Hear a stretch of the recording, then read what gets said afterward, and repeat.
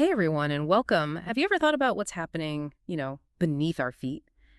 Well, today we're diving deep into the world of earthquakes, and we've got QuakeSafe, navigating earthquakes and staying prepared as our guide. We're going to uncover a lot of fascinating insights, maybe even debunk a few myths along the way. Sounds like a plan. Earthquakes, yeah, they can be pretty daunting, but getting to know them can make all the difference. Exactly. So let's start with the basics. What exactly is an earthquake? I always hear about tectonic plates, but I'm still a little fuzzy on how it all works. Well, you can imagine the Earth's surface as a giant jigsaw puzzle, right? With Hmm. each piece a giant tectonic plate. And these plates are always moving, bumping, and grinding against each other. And that friction, it builds up energy along the boundaries, the fault lines. So when the pressure gets too intense, well, that energy releases in a sudden burst, creating these seismic waves that make the ground shake. So it's like a sudden release of built up tension. Makes sense. But how do scientists actually measure the strength of these earth shaking events? Well, we use the Richter scale, or the moment magnitude scale, which is a bit more modern, and we use that to measure the energy released by an earthquake. But here's the thing. It's a logarithmic scale, and what that means is a magnitude 7 earthquake is actually 10 times stronger than a magnitude 6 and 100 times stronger than a 5. That's crazy. So it's not just like a small step up, in intensity. Exactly. Speaking of intensity, I remember reading about the 1906 San Francisco earthquake. That was a 7.8. And gosh, the pictures of the destruction are just incredible. Well, yeah. The San Andreas Fault runs right through California, and it's a great example of a transform boundary. Hmm. Where plates slide past each other, so it was no wonder that 1906 earthquake was just so destructive. Makes sense. So these tectonic plate boundaries, are those kind of the hot spots for earthquakes? I mean, we've all heard of the Ring of Fire right around the Pacific Ocean, but how does that connect to like specific areas like California? Well, the Ring of Fire, that's where a lot of the Earth's tectonic plates, they collide, and that creates a zone of intense seismic activity. Mm. And California sits right on that ring, so it makes it particularly vulnerable. But, even within California, the risks can vary a lot depending on the exact location and the types of fault lines. So it's not just about living in California, it's about understanding the specific risks in your area. Okay. To be honest, that's a little unsettling. Hmm. Is there any way to actually know the risk level for a specific location? Just to put my mind at ease. Absolutely. You can actually find earthquake hazard maps online, and they'll show the risks for different areas. It's kind of like, checking the weather forecast, but for earthquakes. Okay, that's reassuring. I think I'll check those out. So, even with all this knowledge, preparing for an earthquake can feel kind of overwhelming. Where do you even begin? You're right, it can be a lot. But remember, preparation doesn't have to be, complicated. Even taking small steps can make a really big difference. Let's start with something that everyone can do. Building an emergency kit. Yeah, that's actually something I've been meaning to do. What are some like absolute must-haves for an earthquake kit? Well, water is absolutely crucial. You want to aim for at least a gallon per person per day and for several days. And non-perishable food, a flashlight, and don't forget those extra batteries, a first aid kit, and any essential medications you might need. Copies of important documents are important too. And here's something that people often forget: a wrench to turn off your gas if you need to. Oh, wow. I Yeah. never would thought of that. Yeah, because gas leaks, those are actually one of the most common dangers after an earthquake. A wrench. Got it. Okay, so we've got our emergency kit. What about securing our homes? What can we do to actually like minimize damage if the shaking starts? Think about it this way. You want to prevent things from becoming a projectile during an earthquake. So secure any heavy furniture to the walls, like bookshelves and dressers. Use safety latches on cabinets, so dishes don't fly out. And try to avoid hanging anything heavy, above beds or seating areas. Mhm. It's all about minimizing those falling hazards. Okay, yeah. It's Yeah. not just about sturdiness, but about preventing things from becoming dangerous Exactly. during the shaking. And it's not just the physical stuff either. Create a family emergency plan is just as important. You want to decide on a safe meeting place, outside your home, just in case you get separated, and practice those earthquake drills regularly. So it's like a fire drill, but for earthquakes. Exactly.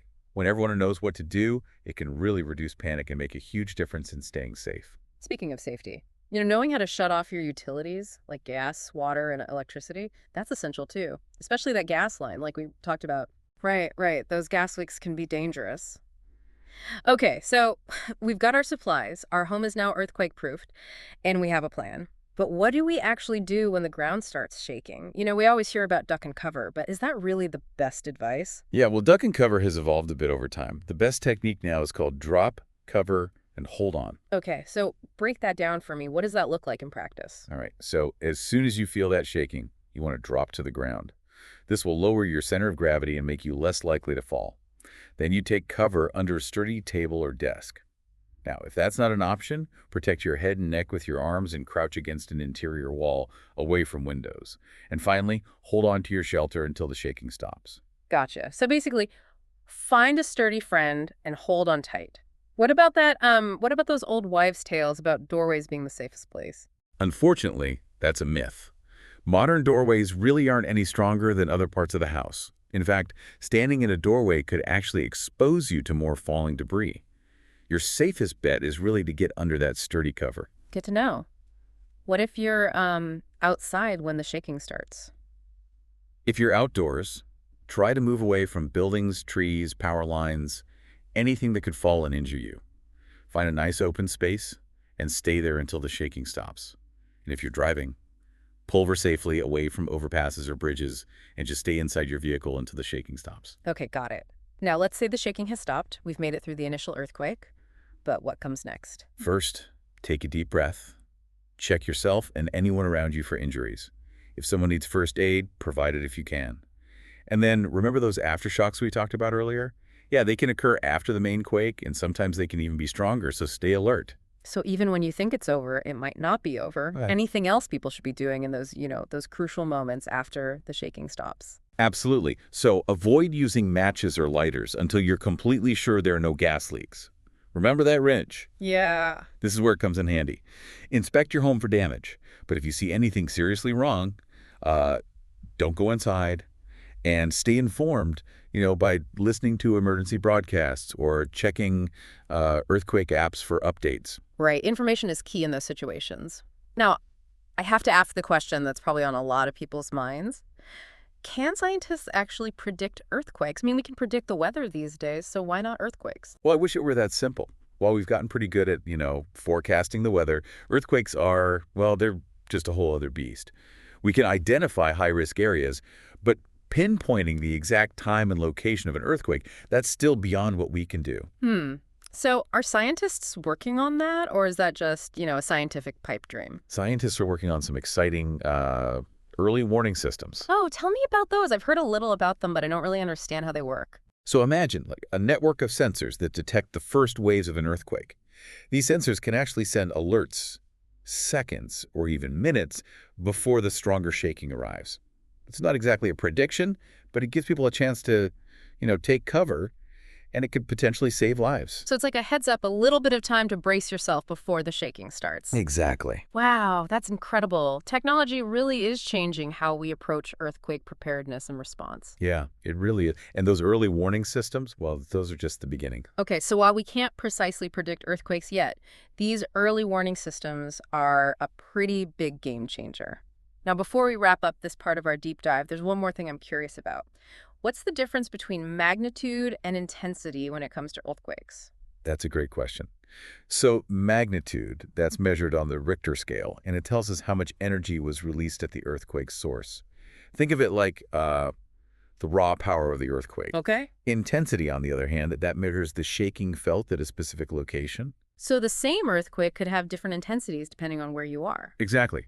A magnitude 7 earthquake, for example, might have a high intensity near the epicenter, where the shaking is the strongest, but it could have a much lower intensity hundreds of miles away. So it's not just about the earthquake itself, it's also about your location and the local geology. Exactly. And that's why understanding local risks and having a plan is so important. This has been eye-opening. We've covered a lot about earthquakes, from the science behind them to how to stay safe during and after one. I'm feeling a lot more informed and, honestly, maybe even a little empowered. That's what we're going for. Knowledge is power, especially when it comes to natural events like earthquakes. Absolutely. But before we move on to part 2, just remember, this is just the beginning of our earthquake exploration. We've laid the groundwork, but there's so much more to uncover. Right. And in part 2, we're going to delve into some really cool aspects of earthquakes. like how technology is changing the game and how these powerful forces have actually shaped our planet. Sounds intriguing. So stay tuned, deep divers. This earthquake journey is just getting started. Welcome back, everyone. In part one, we talked about the basics of earthquakes, how to prepare and what to do when, the ground starts shaking. Now, I'm curious about the bigger picture. Like, how do we as a society approach um, earthquake preparedness? I've heard about building codes and earthquake resistant structures. Is that something we should be thinking about? Yeah, it's definitely crucial, especially in those high-risk areas. Mm. Building codes in earthquake-prone regions, well, they've evolved a lot over time, learning from past earthquakes and incorporating new technology and engineering principles. So, what exactly makes a building, earthquake resistant? Is it just about using like stronger materials? It's a little more nuanced than just, using super strong concrete or steel. It's really about designing structures that can absorb and dissipate the energy from those seismic waves. Think about like a willow tree bending in the wind rather than Oh, snapping. yeah, I get that. Features like flexible foundations, shear walls, and bracing systems, well, those allow the buildings to actually move with the shaking, instead of just collapsing under pressure. So they're designed to dance with the earthquake instead of fighting it head on. Exactly. What about older buildings? Are they kind of just out of luck? Not necessarily. Hmm. Retrofitting those older structures to meet modern seismic standards, well, that's a key part of reducing risk. It's like giving them a seismic upgrade. Right, right. So we've got our, personal preparedness kits. We understand the importance of earthquake-resistant buildings. What about the role of technology? I imagine that plays a pretty big part in both, preparedness and response efforts. Oh, absolutely. Yeah. Technology is totally transforming how we approach earthquakes, from monitoring that seismic activity to coordinating all those emergency response efforts. We talked about early warning systems earlier, but, well, there's just a whole world of innovations happening in this space. Give me the tech lowdown. What kind of like cool innovations are we talking about? Well, for starters, we have these complex networks of sensors that are constantly monitoring seismic activity around the world. And this data helps scientists to understand earthquake patterns, assess risks, and really fine-tune those early warning systems. It's like having a global network of earthquake detectives constantly on the lookout. Yeah, that's a great way to put it. And those early warning systems, they're becoming so much more um, sophisticated. Some systems can actually even tell the difference between, the initial less damaging waves and the more destructive waves that follow. So that gives people even more time to, take cover. Wow, so every second counts in those situations. It's amazing how technology is buying us, precious time. It really is. What about after an earthquake? Does technology play a role in like the response efforts? Oh, for sure. Social media platforms like Twitter have become super valuable tools for sharing real-time information, coordinating aid, and even just reporting damage. People can quickly share their status, request help, or warn others about any hazards. So it's like a digital lifeline, connecting people during a crisis. Exactly. And beyond social media, there are, apps specifically designed for earthquake response. Some apps let people report their location and their status, which can help emergency responders prioritize assistance. And others provide real-time maps of damage, road closures and shelter locations. It's amazing how technology is bridging the gaps in, communication and coordination during those chaotic events. Speaking of measuring earthquakes, we've talked about the Richter scale, but I've also heard about something called the Mercalli intensity scale. What's the difference? Ah, good question. So the Richter scale, like we talked about, measures the magnitude. That's the energy released at the earthquake source. The Mercalli scale, well, that measures the intensity, the effects of an earthquake on people, buildings, the environment, but at a specific location. So it's kind of a more like human-centered way of looking at it, Right. measuring the impact rather than just the raw power. Exactly. The Mercalli scale uses Roman numerals from I for not felt at all to 12 for, catastrophic damage. And that describes the effects that were observed. So it's a more subjective scale based on, people's experiences and the visible damage. Okay. So two earthquakes with the same magnitude on the Richter scale could have very different Mercalli intensities depending on like building construction, population density, even the type of soil underneath. Exactly. For example, an earthquake in a densely populated area with poorly constructed buildings, well, that could have a much higher Mercalli intensity than an earthquake of the same magnitude that hits a sparsely populated area with, more modern earthquake-resistant buildings. So it's a more nuanced way of understanding the impact. It's not just about the numbers on the scale, it's about how it actually plays out, on the ground. Right. This is fascinating. It seems like earthquakes are all about destruction and, chaos. But do they have any positive effects? I know that sounds strange, but like, is there a silver lining to all this shaking? That's an interesting question. That might seem counterintuitive, but earthquakes actually play a really important role in shaping our planet. Over millions of years, those tectonic forces, well, they're responsible for creating mountains, valleys, even entire continents. Wow. So the same forces that can cause so much destruction are also responsible for some of the most, spectacular landscapes on Earth. It's all part of a larger geological process. And in a more practical sense, earthquakes can sometimes reveal valuable mineral deposits or create geothermal energy sources. So it's all about perspective. We can view earthquakes as, just forces of destruction, or we can see them as like these powerful agents of change that are shaping our planet over millions of years. It's a reminder that even the most destructive events can have a creative side. Well said. And it's through understanding these really complex processes that we can learn to live a bit more harmoniously with our planet. We've covered so much ground in this deep dive, from the basics of earthquake science to the human impact, and even that positive side of these powerful events. I'm feeling a lot more informed, and I'm starting to see earthquakes in a whole new light. That's great to hear. Knowledge really is the antidote to fear. And understanding the science behind earthquakes can help us feel, more empowered, not overwhelmed. Absolutely. We may not be able to control when or where an earthquake happens, but we can control how we prepare for it and how we respond. But before we wrap up part two, there's one big question that's kind of looming in my mind. It's something we all wonder about. Will we ever be able to accurately predict earthquakes? Wouldn't that be a game changer? That's the holy grail of earthquake science. It's a question that has fascinated researchers for decades. And while we've made great strides in understanding those earthquake patterns and identifying, high-risk areas, accurate prediction still remains elusive. So is it even possible? Or is it just, a pipe dream? It's really tough to say for sure. Earthquakes are, they're incredibly complex events. They're influenced by so many factors deep within the Earth. But that doesn't mean we should give up hope. Ongoing research and emerging technologies, well, they just might bring us closer to that goal. So it's a watch this space situation. I'm definitely eager to see what the future holds for earthquake prediction. For Mhm. now, we've covered a ton of really valuable information. Anything else you want to add before we move on to the final part of our deep dive? Just a reminder that this deep dive is all about empowering you, our listeners, to feel prepared and informed, not overwhelmed.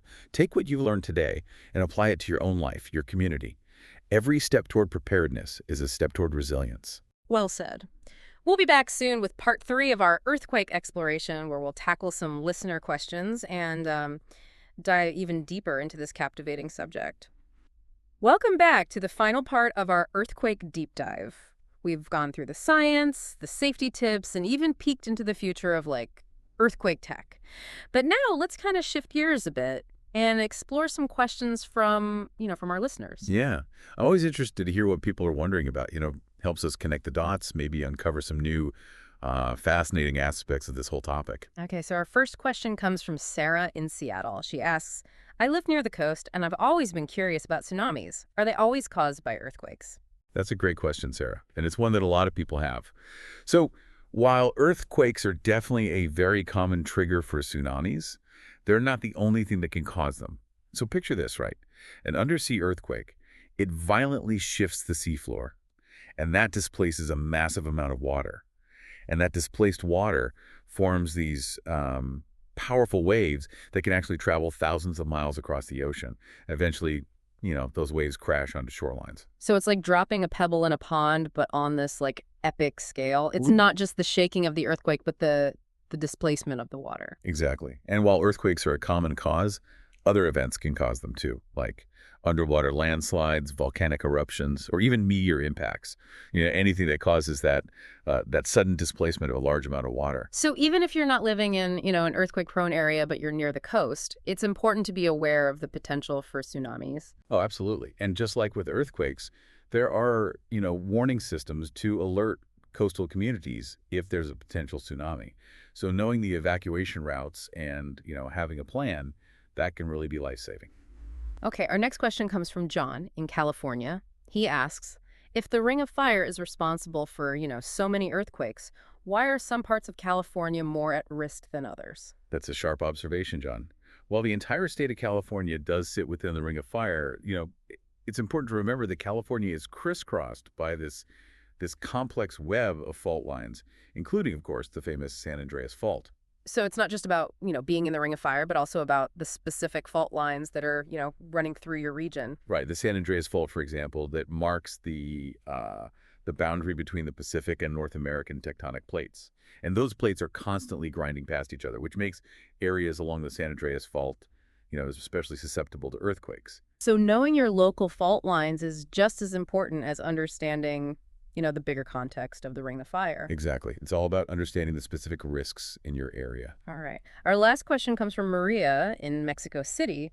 She asks, why did the 1985 earthquake in Mexico City cause so much damage, even though the epicenter was hundreds of miles away?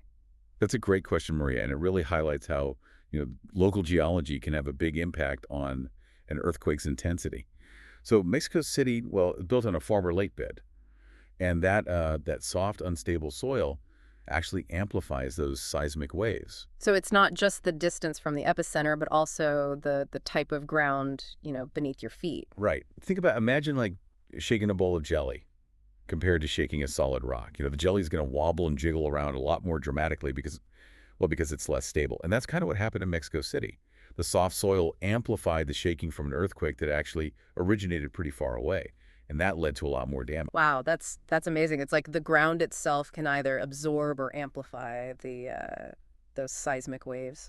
And that's why, understanding those local soil conditions is so crucial when you're assessing, um, earthquake risk. Well, deep divers, it looks like we've reached the end of our earthquake journey. We traveled from, the depths of the earth to the heights of technological innovation, and we explored the science, the risks, and even the unexpected beauty of these powerful forces. We've certainly covered a lot of ground, but I really hope, most importantly, that we've sparked a sense of curiosity and a desire to keep learning. Absolutely. Knowledge is the antidote to fear. And by understanding earthquakes, we can approach them with, with a sense of empowerment, not trepidation. So keep exploring, keep learning, and keep diving deep into the wonders of our world. Until next time, stay curious.